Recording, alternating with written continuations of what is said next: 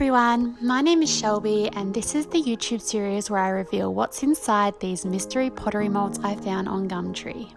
This is part 7 of the mystery mold reveals, and on the top of this one it has 2 pouring spouts, which makes me think it has 2 parts that join together when they're leather hard. It says that it's a Flutterby baby kissing boy on the top as well. So with that sort of description, it makes me think that it's a baby butterfly. Because a lot of Flutterby definitions refer to a baby butterfly. So when I open it up, it has this head detail and a body, which leads to my assumption that they are 2 parts that put together. So once these are leather hard, I attach the head to the rest of the body. But I can't see any indication that there's going to be some wings on this figurine. So we'll just have a look at once it's out. So I've cleaned that one all up to make sure there's no debris and contamination with my clay. Put the rubber band on, mixed up my slip, and then poured it together. So I was busy watching what I was doing on the camera and wasn't focusing on the actual piece and spilt it everywhere. But if you do spill your slip, it will just dry out on that plaster, and you can scrape it off with like a rubber or a small knife, as long as you don't damage the plaster, and that can be reused again if you recycle your clay. So that was no dramas. It was just funny to watch. And I poured this one out, and it didn't really have a very even stream. It sort of just dripped out really randomly. So I put this one on the sieve to let it drip out for a longer time, given it was taking so long to sort of get the excess clay out. And I wanted to make sure it was nice and even so that there was no cracking on the piece. So opening it up, it is really sweet. It doesn't have wings, but I can see that Flutterby look because it has lots of petal details everywhere. So the beanie has detailed petals, so it sort of forms like almost like a flower over its head, but still looks like a beanie, which is so adorable. And then it's got like a tulip overall with these sort of vines to make the straps. It's actually so sweet that it's so garden-esque and looks like it's come straight out of a flower garden, and it's got the cute little pointy ears too. So I'm interested to see what the position of this figurine is, because the body is kind of bending forward and the head just kind of looks a bit more upright. So I am cutting those pouring spouts off and cleaning up the bottoms of where the pouring spouts are so that I can attach those pieces nice and evenly, and I'm making sure that there's a hole big enough for the air to travel through the whole piece. So that was really important, because if you have a solid piece in the kiln, it will shrink. It's just part of the heat and the expansion, and then losing all the moisture, so that it just shrinks. I don't know the exact science, but it heat expands, and then when it cools, it shrinks back down. So you want to make sure that there's a big enough hole that the air can travel through the whole piece, and it doesn't expand in one area causing an explosion. And you want to make sure that there's a place for it to travel out of the piece. So once this piece is connected, I will need to put a hole in the bottom so that the air has somewhere to come out, but it's a hole where it doesn't impact the actual look of the piece when it's sitting on a table or wherever you might put it. So I go in with a wire brush tool. You can get these from any ceramic store.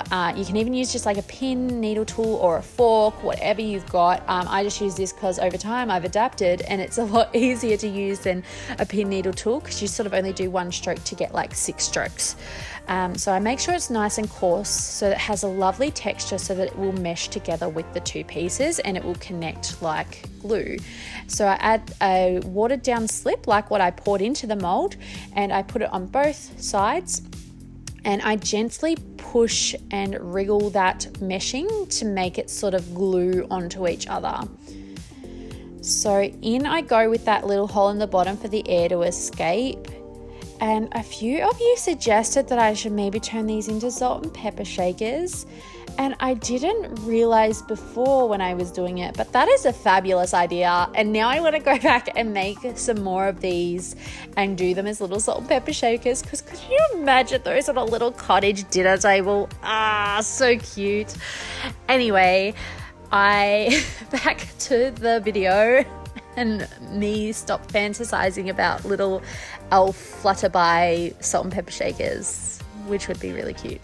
I started to underglaze all the pieces, and I'm doing 3 different colorways. So I've got a green with white spots on one tulip pair of pants, one with an orange backdrop and pink little flowers, and then another one that has a purple backdrop with like a green vine detail. So I sort of kept them within that garden theme and had colors that sort of were actively seen in my garden, and I brought them together that way.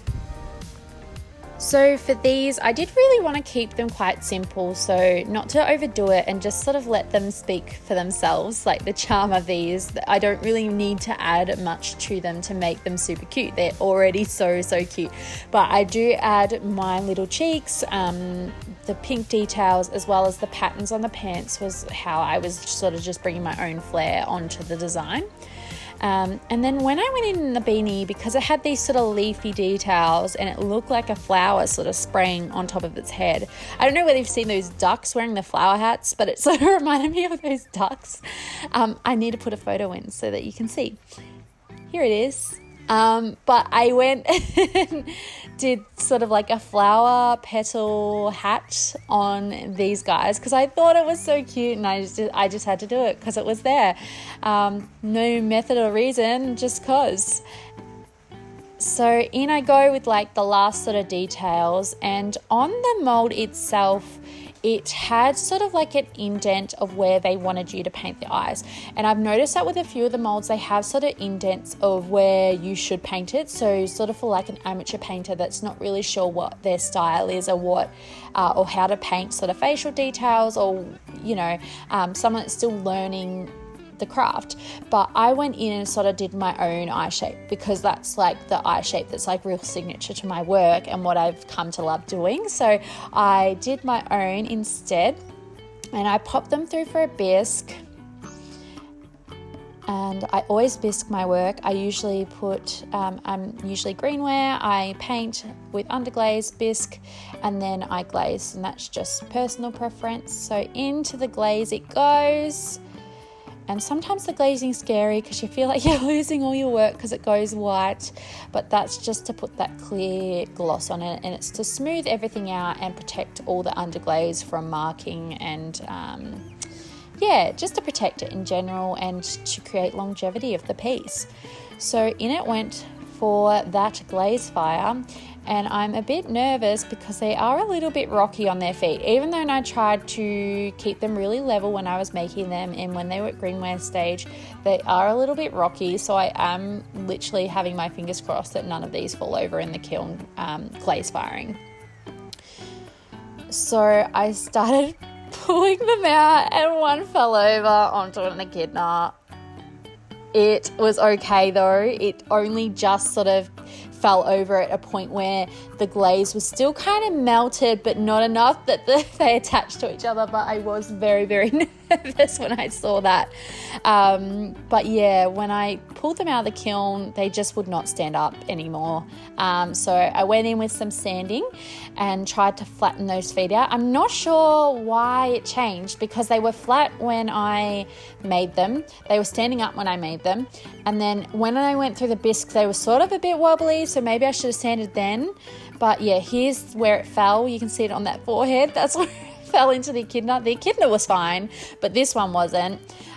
So yeah, I don't know how to fix that foot issue so that it doesn't fall over, because that was a bit bizarre. It's almost like it sort of bloated on the feet, and maybe because I put that hole in there, maybe all the air escaping from that hole, it just sort of did not like that.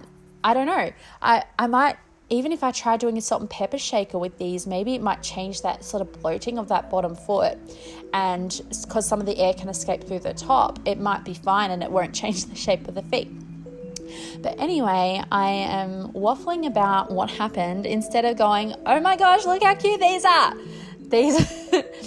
These are so cute. I really like them. I'm really in love with how dainty and sweet they are. They're so whimsical and adorable, and they are literally kissing each other. It is so adorable. They are just so endearing and tasteful, I think, but I'm not everyone. What do you think of them? Let me know in the comments, and don't forget to like and subscribe for part 8.